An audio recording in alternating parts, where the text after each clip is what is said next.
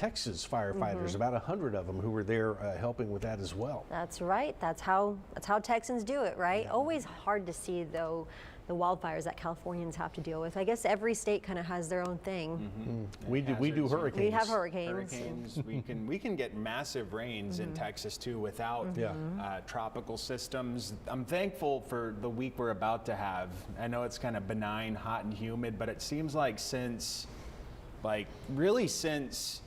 the agricultural smoke, I feel like we've just been nonstop.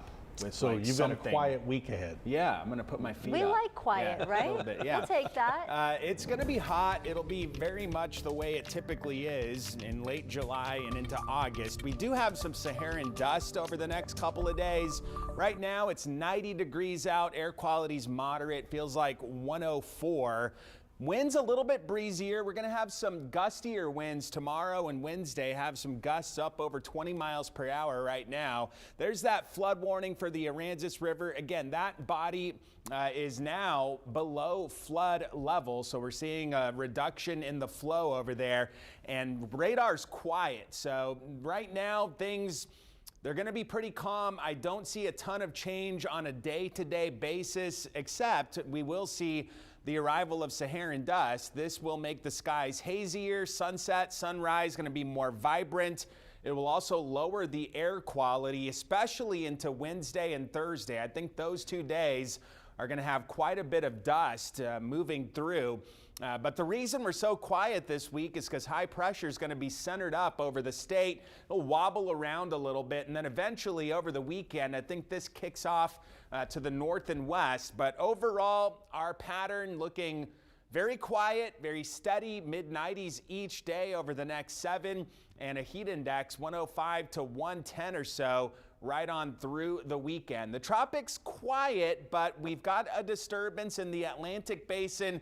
Really nothing showing up on the satellite imagery, but there is some upper level energy moving through the Atlantic. It's trying to fight off some dust, and the Hurricane Center's got a 50% chance for development over places like the Northern Caribbean islands and the Bahamas over the next 7 days. So this thing is going to slide under high pressure over the Atlantic, and it's likely going to bend north. A stronger system would bend north more quickly. A weaker one could get into the eastern Gulf of Mexico.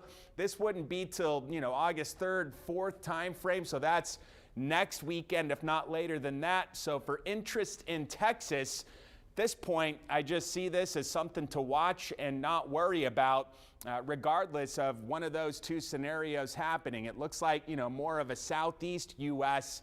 type of deal right now, and it may not be a deal at all. It's got a lot of island stuff to get through and the dust, so we'll see how that plays out. Tonight, 80, warm and humid, a few clouds out of the southeast, winds coming in around 6 to 12 miles per hour. Tomorrow, mid-90s, a heat index up around 105 to 110.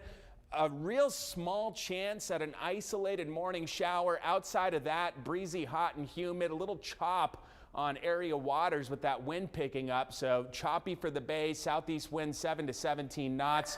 And the haze, the Saharan dust, starts to come in Wednesday, Thursday, could even be late Tuesday. That'll lower the air quality, a little breezier too on Wednesday, 15 to 25 sustained out of the southeast on the wind speeds.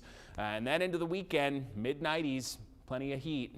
Heat index up around 110, so kind of quiet week of weather, not a ton of rain outside of a rogue morning shower, and hot, humid as we go into August. Oh my goodness, August already. All right, Alan, thank you. After the break.